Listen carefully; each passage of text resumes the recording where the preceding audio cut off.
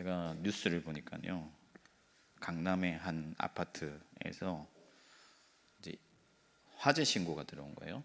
이웃집에서 보고 옆집에 불이 났으니 빨리 와달라 이렇게 신고를 한 거죠. 그래서 소방차가 20대, 소방관이 60명 정도 이렇게 출동을 한 거예요. 강남의 아파트니까 출동을 해서 그 화재가 났다는 집에 진입을 해보니까 불이 난 게 아니라 이렇게 모니터에서 불멍이라고 하죠. 이게 모닥불 이렇게 타는 그 화면에 이렇게 불이 타고 있는 거예요.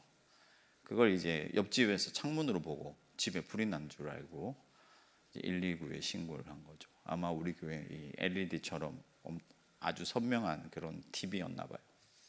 그래서 TV 속에서 난 그 불을 보고 이제 소방차가 20대나 출동을 했으니까 어떻게 보면 너무 인력 낭비다 이렇게 생각을 할 수가 있는데, 기사의 댓글을 보니까 신고한 분이 막 욕을 먹을 줄 알았거든요. 근데 사람들이 칭찬을 하더라고요. 왜냐하면 지나칠 수 있잖아요. 그냥 옆집이니까, 뭐 내가 지나가는 길이니까 지나칠 수 있는데 그러면 안 된다 하는 거죠. 누구라도 화재가 발생한 것을 보면 즉각 신고를 해야 된다는 거예요. 그건 잘한 일이다, 실수였지만 칭찬할 일이다 하는 거죠. 소방관들이 출동한 것도 의미 없는 일이 아니다 하는 거예요. 만에 하나 어떤 일이라도 즉시로 출동하고 그런 시스템들이 되어 있어야 된다 하는 거예요. 왜 그렇습니까, 여러분? 불이 가지고 있는 그 파급력 때문이죠. 불은 다 뭐예요? 불살라버리죠. 앗아버리는 거예요.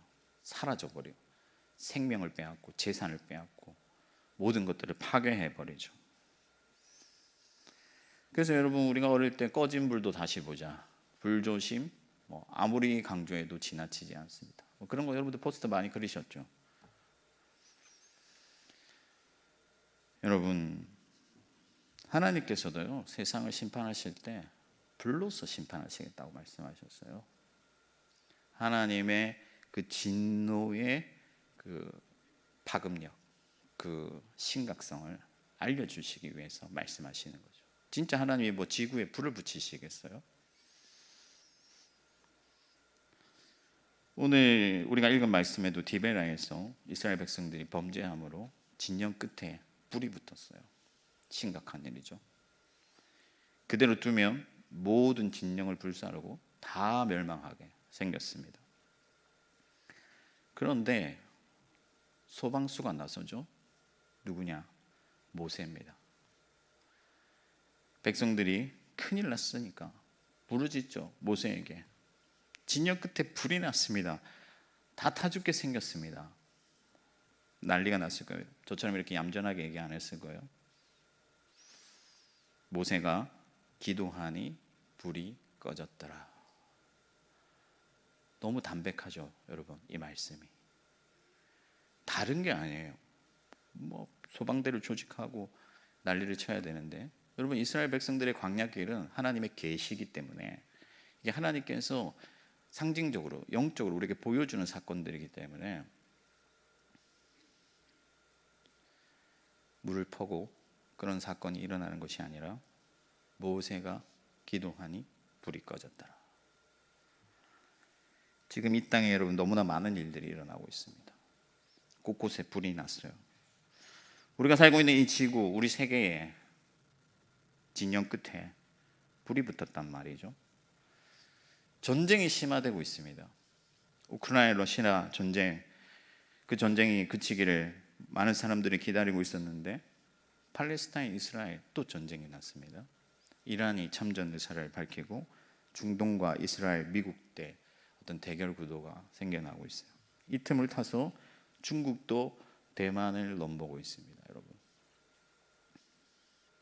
자칫 잘못하면 3차 세계대전으로 확대될 굉장히 큰 불이 우리 세계 가운데 붙었습니다. 그런데 여러분, 전쟁을 일으킨 사람들은 아무 문제가 없죠.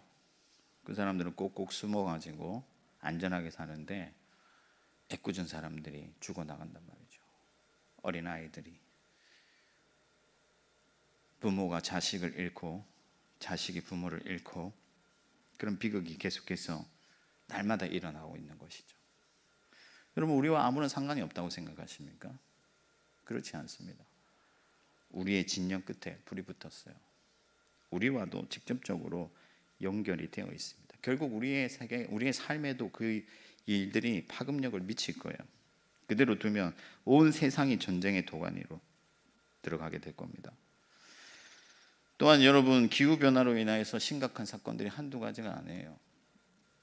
가뭄과 기근과 또 홍수와 지진과 산불 등이 온 세상을 힘들게 하고 있습니다. 리비아에서 홍수가 났는데요, 도시 하나가 또 내려갔어요. 하루에 1만 3천 명이 죽었습니다. 지금 기후변화로 인한 재앙으로 사람들이 세계 곳곳에서 하루에도 수백 명씩 죽어나가고 있어요. 이 일이, 여러분, 우리는 뭐 사계절 뚜렷하고 큰 지진도 없고 크나큰 홍수도 없으니 괜찮다 생각할 일입니까? 그렇지 않습니다. 결국에 우리에게까지 올 거예요. 불이 났단 말이죠. 여러분들 어떻게 해야 되겠습니까? 누군가는 불이 났다고 소리쳐야겠고 누군가는 기도해야 되지 않겠어요? 저와 여러분들이 하나님 나라의 소방수인 것을 믿으시기 바랍니다. 모세가 기도하니 불이 꺼졌더라. 어떤 사람들은 이런 징조가 있으면요, 마치 자기가 뭔가 특별한 계시라도 받은 것처럼 쓸데없는 해석을 덧붙여가지고 앞날을 전망하고 주님이 언제 오시니 뭐 이딴 소리나 하고 있습니다. 그러나 여러분, 그런데 혹할 필요가 없어요. 왜 그렇습니까? 주님은 오늘 밤에도 오실 수가 있단 말이에요. 주님께서 언제 오실지는 우리의 소관이 아닙니다, 여러분. 그때와 그 시는 알지 못하게 하셨다고 말씀하셨어요. 왜 알지 못하게 하셨겠습니까? 항상 깨어 있을 것을 원하셨기 때문에. 아멘이십니까? 여러분, 전쟁과 기근과 홍수와 지진과 산불이 예수님 시대에는 없었을까요? 그때는 더 많았습니다. 전쟁은 지금보다 그 시대에 더 많았어요. 징조는 계속 있었고 앞으로도 있을 것인데, 그럼 그 징조가 하는 역할이 뭐냐? 영적 각성을 위한 것이죠. 우리에게 곧 비가 오니 대비하라고 말씀하는 거예요. 마지막 심판의 때가 가까웠고 이제 하나님의 진노의 칼이 우리의 눈앞에 다가왔기 때문에 깨어 기도하라 하는 것입니다. 게다가 하나님은 우리를 영적 파수꾼으로 불렀어요. 여러분, 파수꾼이 잠들면 어떻게 됩니까? 모두가 망하는 거죠. 깨어 기민하게 반응하면서 눈을 부릅뜨고 이 세상을 바라봐야 돼요. 사방에서 아우성을 치고 불이 났는데도 그리스도인들이 무감각해 있다면은 그는 직무를 유기하는 자요, 잠자는 자요, 하나님 앞에서 책망을 받을 자가 되는 것이죠. 여러분, 그리스도인들은 예언하는 자들입니다. 꿈을 해석하는 자들이에요. 느부갓네살 왕이 그 꿈을 아무도 해석할 자가 없었는데 그때 다니엘이 있었잖아요. 시대를 읽어내는 거죠. 영적인 그 흐름을 아는 거죠. 바로의 꿈을 아무도 해석하지 못했지만 요셉이 있었잖아요. 여러분, 우리는 세상을 향해서 답을 주는 사람들이고 이 세상에 일어나는 모든 일들의 이면에 계신 하나님과 깊이 교통하면서 하나님의 그 역사를 우리가 깨닫고 세상 가운데 선포하는 자들이에요. 아멘이십니까? 그런데 여러분, 우리가 잠들면 안 되는 거죠. 그냥 아유, 기름값이 또 오르겠구나, 물가가 또 얼마나 오르겠냐, 이 정도로 여러분 생각하고 세상에 되어질 일들 가운데 그냥 방관자로 관람하는 사람으로 그렇게 살아서는 안 된다 하는 것이죠. 여러분들은 영의 사람들이고 하나님의 사람들이고 성령을 받은 선지자요 예언자들인 것을 믿으시기 바랍니다. 깨어 있어야 돼요.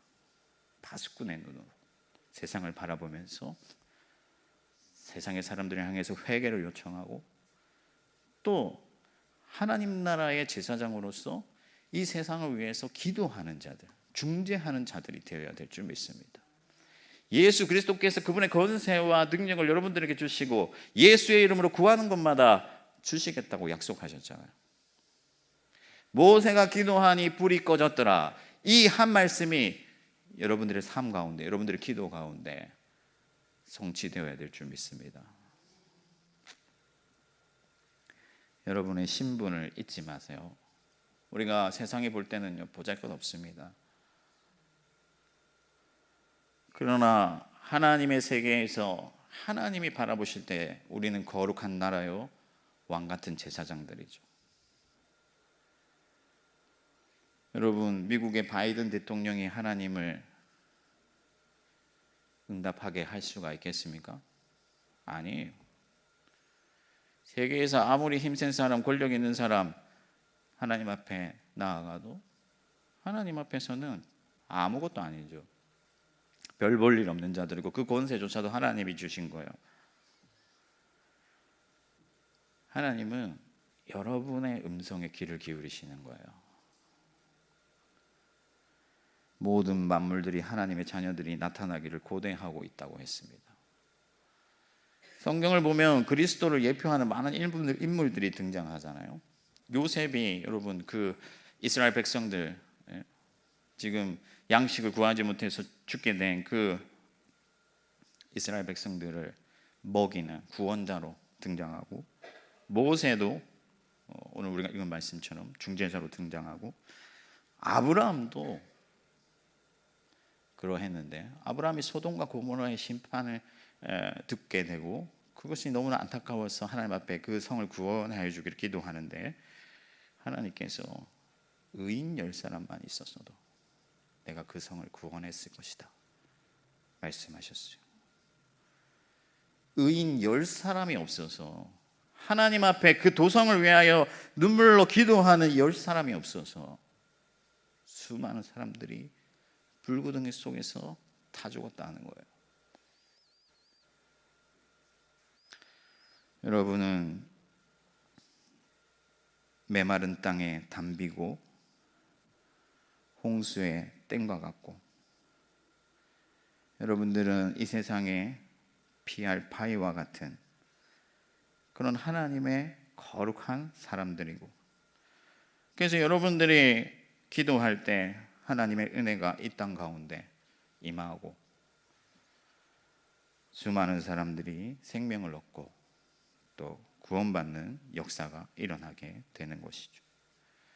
그래서 여러분, 우리가 기도한다면은, 하나님 앞에 간구하고 그들을 위하여 기도한다면은 우리는 책임을 면할 거예요. 그러나 기도하지 아니하고 그들의 아픔과 고통을 나의 일이 아닌 것처럼 외면해 버린다면 하나님께서는 반드시 여러분들에게 책임을 물으실 거예요. 여러분, 태양이 떠야 빛을 비출 수 있잖아요. 하나님 태양 없이도 빛을 비추는 분이시지만은 태양을 통해서 빛을 비추시기로 정하신 것처럼 하나님은 이 땅을 구원하시기 위해서 기도의 태양이 떠오르기를 기다리시는 거예요. 저와 여러분들이 오늘 밤에 기도의 태양이 되기를 간절히 소망하고 축복합니다. 무엇보다 여러분, 긴급히 나서야 돼요. 소방수가 민그적거리면 되겠어요, 여러분? 민그적거리는 게 경상도 사투리인가요? 제가 잘 몰라가지고. 민그적거리면 안 되죠. 제가 그 TV 프로그램 보는데 소방수들이 출동 신호가 울리니까 라면을 먹다가 그냥 던지고 그냥 막 옷을 막 입으면서 달려가더라고요. 성경에 보면 여러분, 부르짖는다는 말씀들이 굉장히 많이 등장하잖아요. 여러분, 부르짖는다는 게 뭐예요? 지금 난리가 난 거잖아요. 이 지금 당장 사람 도움의 손길이 필요하고 지금 누가 도와주지 않으면 죽게 되었단 말이에요. 절박하단 말이에요. 그러니까 부르짖는 거예요. 그러니까 이 부르짖음에 하나님이 응답하실 때는 속히 응답하기를 원하시고 긴급히 응답하기를 원하시는 거예요. 그러므로 여러분, 이 세상이 아우성칠 때, 부르짖을 때 기도의 용사들, 여러분들 믿음의 제사장들이 어떻게 해야 되겠습니까? 소방수가 불을 난 현장으로 달려가는 것처럼 우리가 기도를 향해서 달려가야죠. 그냥 시간 나면 기도하고 틈나면 기도하고 어느 정도 기도하고 적당히 기도하는 게 아니라 부르짖는 자들의 그 절박함에 응답하면서 기도를 향해 달려나가고 예수를 향해 달려나가고 하나님의 능력을 향해서 우리가 전심하여 달려나가서 하나님의 능력을 이 땅에 임하게 해야 될 줄 믿습니다. 여러분 가슴에 불을 붙이세요. 세상에 난 불은 꺼야 되는 불이지만은 우리가 그 불을 끄기 위해서는 우리 마음에 불을 붙여야 되는 거예요. 언제부턴가 교회로 나가는 것이 그냥 의무가 되고 습관이 되고 형식이 되고 나의 어떤 종교적 불안함을 달래기 위해서 그렇게 예배하고 기도하고 있지는 않은지. 여러분 우리는 지금 전쟁의 한가운데 현장에 있는 사람들과 마찬가지예요. 그들의 고통이 여러분 나와 너무 멀리 떨어져 있기 때문에 물리적으로 저 지구 반대편에 있기 때문에 나와 상관없는 일이 아니라 우리를 하나님께서 영적인 소방수로 부르시고 파수꾼으로 부르시고 제사장으로 부르셨기 때문에 우리는 그 하나님 나라의 전투의 현장에 들어가 있는 사람들이고 힘써 기도해야 되는 자들이다 하는 것이죠. 여러분 하나님의 약속을 믿고 기도하시기 바랍니다. 하나님이요 내 말이 너희 안에 있고 너희가 내 안에 있고 하면 무엇이든지 구하라 그리하면 이루리라 하셨어요. 여러분들이 얼마나 대단한 사람들이냐면요 찾으면 찾고 구하면 얻고 두드리면 열리는 사람들. 얼마나 위대한 사람들인지 모릅니다. 그런 큰 능력을 가지고 있으면서도 여러분 기도하지 아니하고 구하지 아니하고 그들의 평화와 그들의 생명을 위하여 호소하지 아니하면 나중에 여러분 그 원망을 어떻게 다 감당하시겠습니까? 민수기 21장 7절에 보면요 비슷한 사건이 등장해요. 또 이스라엘 백성들이 잘못을 해가지고 전염병이 돌죠. 그래서 또 부르짖어요. 죽어나가니까 사람들이 간절히 부르짖죠. 그러니까 모세가 하나님 앞에 기도합니다. 하나님이 노뱀을 하나 만들게 하시거든요. 그리고 그 뱀을 바라보는 자들마다 산다. 놀라운 구원의 은혜를 베풀어 주세요. 이것이 상징하는 것이 뭐겠습니까? 여러분들이 기도할 때 이 땅에 높이 들리신 그 예수 그리스도께서 구원자로 임하시는 거예요. 여러분 예수 그리스도가 평화고 예수 그리스도가 생명이고 예수 그리스도가 우리가 사는 길이 아니겠습니까? 우리가 기도할 때 예수 그리스도께서 이 세상에 임하시는 거예요. 역사하시는 거예요. 우리의 그 간절한 호소에 귀를 기울이시고 그리스도께서 우리와 함께 기도하시면서 하나님의 은혜와 능력을 이 땅에 베풀어 주시는 것이죠. 그러니 여러분 얼마나 우리가 기도해야겠습니까? 예수의 평화, 예수의 생명, 예수의 나라가 임하도록. 예수님의 나라가 임하면 어떤 세상이 된다고 말씀했습니까? 늑대와 어린 양이 함께 뒹굴. 힘이 센 자나 약한 자나 서로를 위하는 그런 사랑의 나라가 임하는 거예요. 그러면 여러분 우리가 기도만 하면 되느냐? 아니죠. 우리의 진심을 하나님 앞에 올려드려야 돼요. 구호품 하나라도 보내고 내가 할 수 있는 일을 해야죠. 작은 것이든 큰 것이든. 그렇게 하나님 앞에 우리가 불이 났기 때문에 간절히 기도하고 그 불을 끄트리기 위해서 예수 앞에 나아가며 그리고 우리의 삶으로 그 마음을 증명하며 반드시 하나님께서 은혜를 내려주실 줄 믿습니다. 우리가 여기서 기도한다고 뭐 세상이 바뀌겠느냐? 아니에요, 여러분. 하나님은 하실 수가 있거든요. 하나님은 능치 못함이 없으시고 모든 전쟁에 하나님께 달려있음을 믿으시기 바랍니다. 말씀을 정리하겠습니다. 여러분, 세상이 온통 불난리가 났는데 소방수가 잠들어 있으면 어떻게 해야겠습니까? 우리가 영적 파수꾼이요 소방수들인 것이죠. 우리가 기도하면 불이 꺼지고 우리가 기도하면 예수 그리스도의 나라가 임하는데 이 땅에 평화가 와야 되지 않겠습니까? 예수만이 이 땅의 진정한 평화의 왕이시기 때문에 여러분들의 기도를 통하여 예수 그리스도를 이 땅에 임하게 하시기를 축복합니다. 제가 사진 한 장 부탁을 드렸는데요. 이렇게 보고 봐. 여러분 사진이 좀 작아서 그런데 지금 어린아이가 겁에 질렸잖아요.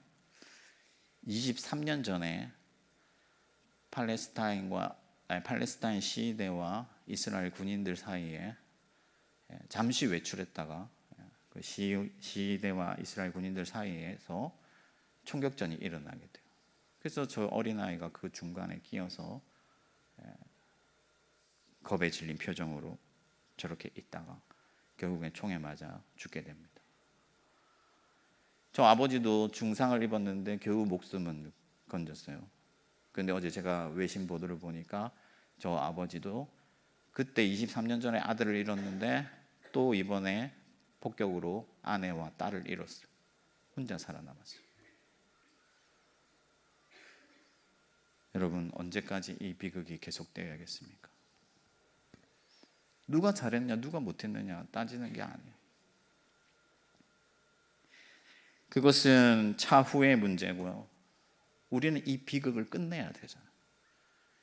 예수 그리스도께서 속히 오셔서 하나님의 완전한 나라를 이루시고 우리를 주님의 처소로 영접해 주시고 평화의 나라가 이루어지기를 소망하는 가운데 그 나라가 지금도 세계 곳곳에 침투하였어. 저렇게 고통받는 많은 이들이 예수 그리스도의 평화를 맛보고 복음을 듣고 생명을 얻을 수 있도록 오늘 우리가 이 밤에 힘써 기도해야 될 줄 믿습니다. 우리 함께 찬양 한 곡 부르고 같이 기도하면서 나아가겠습니다.